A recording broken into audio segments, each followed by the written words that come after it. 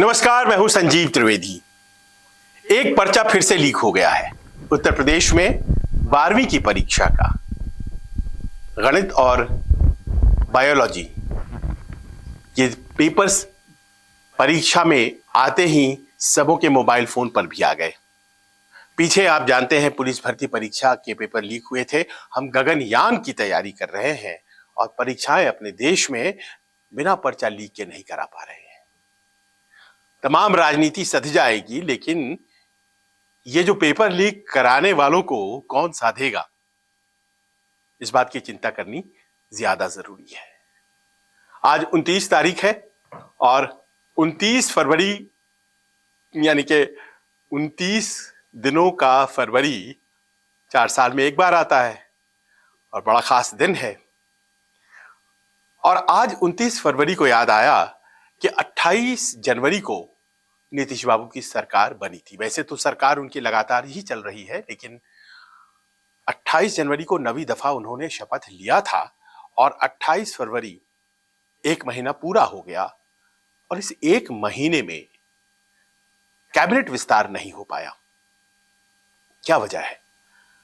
Budget सत्र करीब करीब पूरा हो गया, बजट पास हो गया, लेकिन सिर्फ मुख्यमंत्री के अलावा 8 मंत्री हैं जो कि बिहार के 45 विभाग संभाल रहे हैं।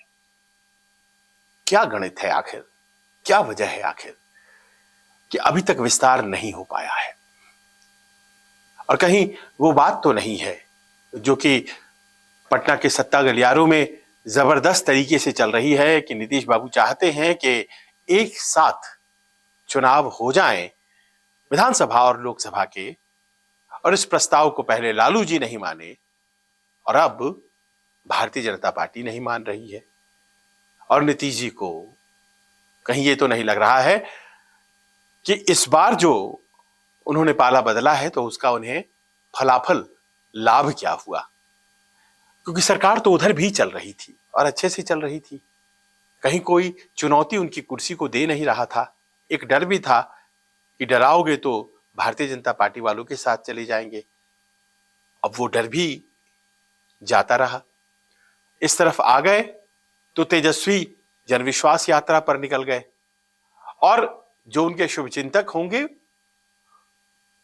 वो तो उनको मिल रही भीड़ और समर्थन को देख करके बड़े प्रसन्न हो रहे होंगे, लेकिन जो राजनीतिक रूप से अदावत रखते हैं, जाहिर है उन्हें कहीं ना कहीं सोचना पड़ रहा होगा नीतीश जी क्या सोच रहे होंगे। बहुत से लोग कहते हैं कि वो खुश हो रहे होंगे। ऐसा हो सकता है क्या? क्योंकि अगर ऐसा है तो जाहिर है कि भतीजे की मजबूत होती ताकत पर वो खुश होंगे तभी ना, जब भतीजे के साथ रहेंगे। अभी तो फिलहाल वो भारतीय जनता पार्टी के साथ है, लेकिन भारतीय जनता पार्टी के साथ अगर सब कुछ सामान्य है, बढ़िया है, तो फिर क्या वजह है कि आखिर अभी तक मंत्रिमंडल का विस्तार नहीं हुआ है? और साथ ही साथ कितनी सीटों पर एनडीए में कौन लड़ने वाला है, इसकी भी घोषणा नहीं हो पाई है। या फिर खबरें इस तरह से सामने अभी तक नहीं आई हैं कि यह सब कुछ हो गया है। दिल्ली में बैठक हो रही है भारतीय जनता पार्टी टिकट वितरण की। आप कह सकते हैं कि ये उन राज्यों में खासतौर पर ज्यादा होगी जहां पर भारतीय जनता पार्टी अकेले सत्ता में है। जी नहीं, उत्तर प्रदेश के बारे में भी बैठक हो रही है। उत्तर प्रदेश में तो अकेले सत्ता में नहीं है, लेकिन यहां पर जो सहयोगी हैं भारतीय जनता पार्टी के उत्तर प्रदेश में, उनको तो कंट्रोल किया जा सकता है। बिहार थोड़ा अलग है और बिहार में भारतीय जनता पार्टी अपनी बातें कैसे मनवाए, ये अपने आप में बहुत महत्वपूर्ण है। और ऐसे में क्या यही एक पेंच है जो फंस रहा है? और क्या इसी वजह से मंत्रिमंडल विस्तार नहीं हो पाया है? क्योंकि मंत्रिमंडल विस्तार का जो अधिकार है वो मुख्यमंत्री के हाथ में मूलतः होता है। और जहां तक सवाल सीटों को देने का है, सीट बंटवारे का है, उसमें भारतीय जनता पार्टी की प्रमुख भूमिका है। तो ये भी अपने आप में फंसा हुआ सा लगता है। और सबसे बड़ी बात, वो जो नीतीश जी की चाहत के साथ लड़ जाए विधानसभा चुनाव भी, भारतीय जनता पार्टी आखिर उसे क्यों माने? देखिए भारतीय जनता पार्टी ने क्या किया है। उसके पास 78 विधायक, उन 78 विधायकों में से अब टूट टूट करके इस तरफ आने का सिलसिला शुरू हो गया है। शुरुआत में 3 विधायक, आपने देखा किस तरह से चेतन आनंद आ गए, आपने देखा नीलम देवी चली आई। उस वक्त जब ये प्रहलाद यादव 3 विधायक पहुंच गए तो लगा कि ये सिलसिला रुक जाएगा क्या, बहुमत तो मिल गया है। जी नहीं, उसके बाद फिर 3 और। भारतीय जनता पार्टी अपना कुनबा बढ़ा रही है क्योंकि ज्यादातर जो आ रहे हैं वो भारतीय जनता पार्टी के टिकट को पाना चाहते हैं आने वाले दिनों में। और अगर ऐसा है तो क्या गणित है, भारतीय जनता पार्टी अपनी ताकत वहां बढ़ा रही है। और अगर वो पार्टियां तोड़ती चली आ रही है, आरजेडी टूटने को तैयार नहीं है, कांग्रेस तोड़ दिया गया है, आरजेडी के भी कुछ लोगों को अपनी तरफ खींच लिया गया है, और वामपंथियों में थोड़ा टूटने की परंपरा कम होती है, लेकिन जनता दल यूनाइटेड, कहीं अगला नंबर उसका तो नहीं है। क्या यह डर जनता दल यूनाइटेड के सुप्रीमो नीतीश कुमार को सता रहा है? क्या यह सामान्य है कि महीना भर बीत जाए और आपस में जो एक बातचीत, बहस, मुहावजा और आने वाले दिनों की रणनीति की तैयारी होती है, उसका लक्षण भी आपको नहीं दिखाई पड़े? अब सुनिए जो जानकारी की बातें हैं। जानकारी यह है इस बार कि भारतीय जनता पार्टी ने तय किया है कि इस बार जितने सहयोगी हैं उनको सीटें बहुत कम देनी है, बहुत कम देनी है। और इतनी कम देनी है कि अगर वो भाग जाते हैं, और कुछ अविश्वसनीय से तो है सहयोगियों में, तो फिर नुकसान उनके जाने का एनडीए को न हो और भारतीय जनता पार्टी को तो बिल्कुल ना हो। आपने देखा होगा जब प्रधानमंत्री ने संसद में कहा था कि 370 हमें लाना है, 400 पार तो कहा जा रहा था, लेकिन खुद से उन्होंने भारतीय जनता पार्टी के लिए 370 कह दी। तो फिर सहयोगियों के लिए कितना बचा? मात्र 30 सीट। और तब जबकि खुद 48 सहयोगी एनडीए के हैं ऐसा दावा किया गया था, तब जब इंडिया गठबंधन की एक तरफ बैठक हो रही थी और दूसरी तरफ बैठक चल रही थी एनडीए की, आपको याद होगा, तब ये दावा किया गया था कि 48 सहयोगी हैं। और उसमें तो बड़े बड़े सहयोगी भी हैं, जैसे मान लीजिए कि मुख्यमंत्री शिंदे, उनकी पार्टी शिवसेना, वो सरकार चला रही है। वहां जो सहयोगी हैं अजीत पवार, वही ओरिजिनल पार्टी है एनसीपी आज की तारीख में। वहां पर वो उप मुख्यमंत्री हैं, उनके भी अपने समर्थक हैं, वो भी चाहते हैं सीटें। जनता दल यूनाइटेड अपने आप में 16 सीटें जीत कर आई थी पिछली दफा, 17 सीट मिली थी, और 22 सीटों से 17 सीट पर आ गई थी भारतीय जनता पार्टी, क्योंकि साल 2014 में वो 22 सीटों पर जीत चुकी थी, और 2019 में नीतीश बाबू को अकोमोडेट करने के लिए उसने अपने आप को कम कर दिया था।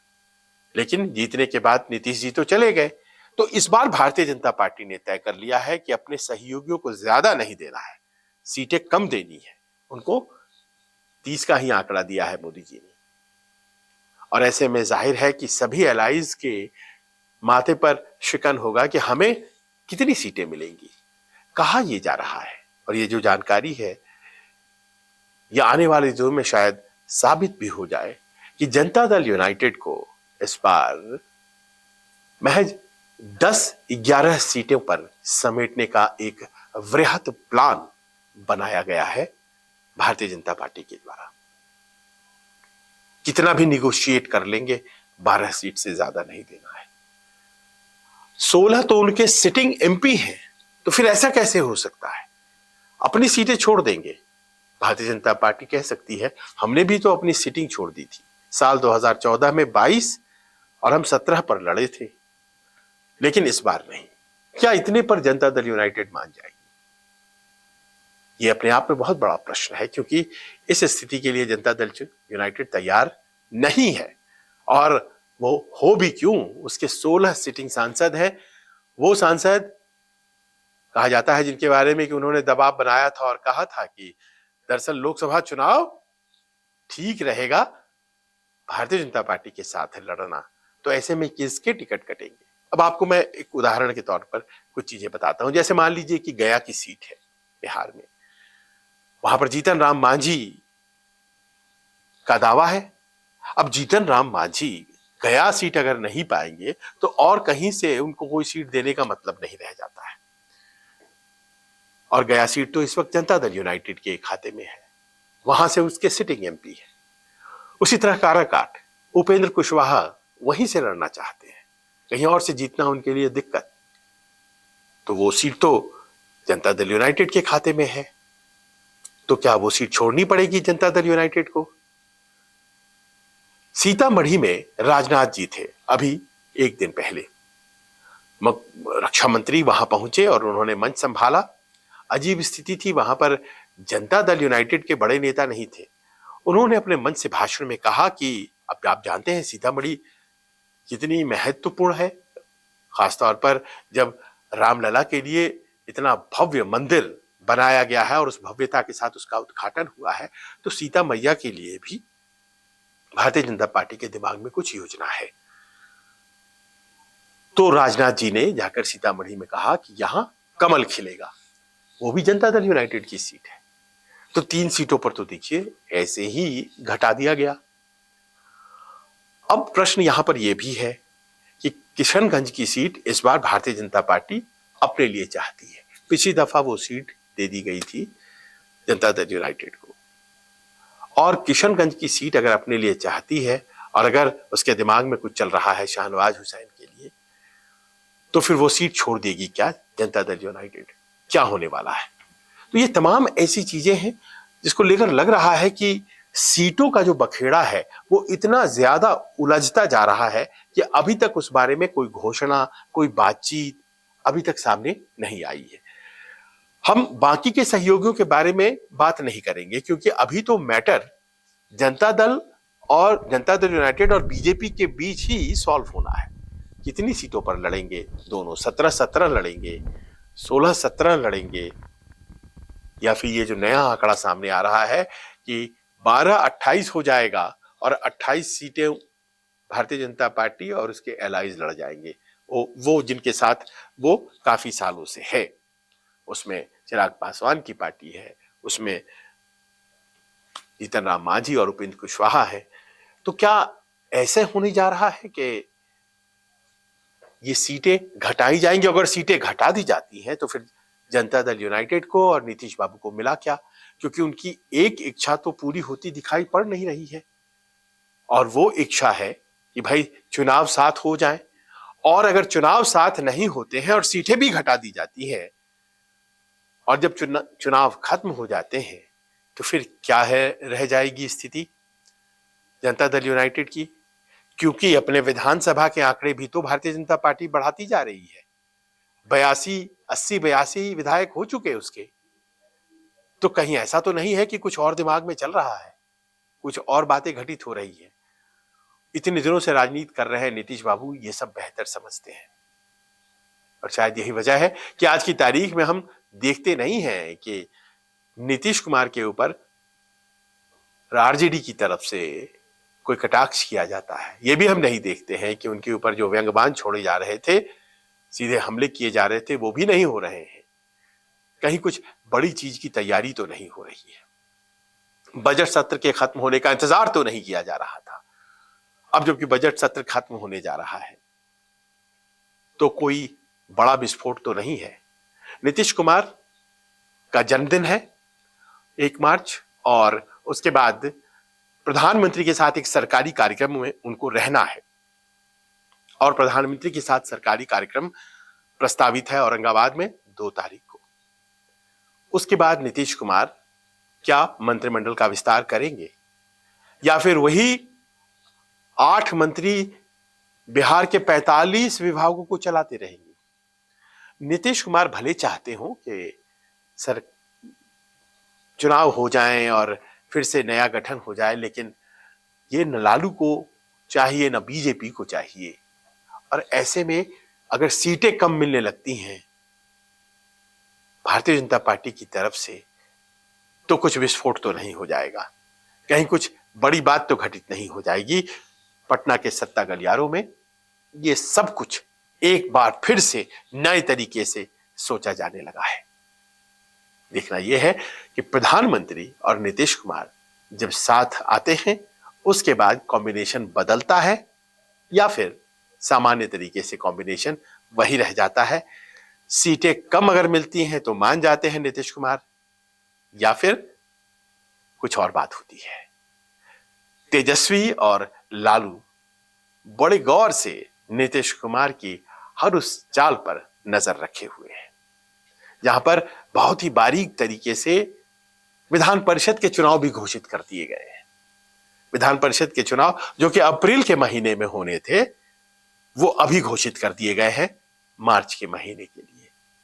सोचिए आप, अप्रैल के चुनाव मार्च में घोषित कर दिए गए बिना किसी मजबूरी के चुनाव आयोग के द्वारा, और उसमें उम्मीदवार कौन है? खुद नीतीश कुमार। यानी कि आप कैसे डिसॉल्व कर सकते हैं हाउस को, असेंबली को, कैसे चुनाव में जा सकते हैं आप? ये भारतीय जनता पार्टी कह सकती है क्योंकि आप खुद ही उम्मीदवार हैं, आपको खुद जीतना है। तो ऐसा लगता है कि दांवपेच जबरदस्त है, और इस दांवपेच के बीच सम्राट चौधरी की वो जो पगड़ी है, वो पगड़ी जिसके बारे में उन्होंने संकल्प लिया है कि ये तभी उतरेगी जब नीतीश कुमार सत्ता से हटेंगे, वो उनके सर पर सजी हुई है। संकेत क्या है? कैसा लगा आपको ये वीडियो? हमें जरूर कमेंट कर बताइए। बिहार में अभी बहुत कुछ होना बाकी है, आपको अपडेट करते रहेंगे।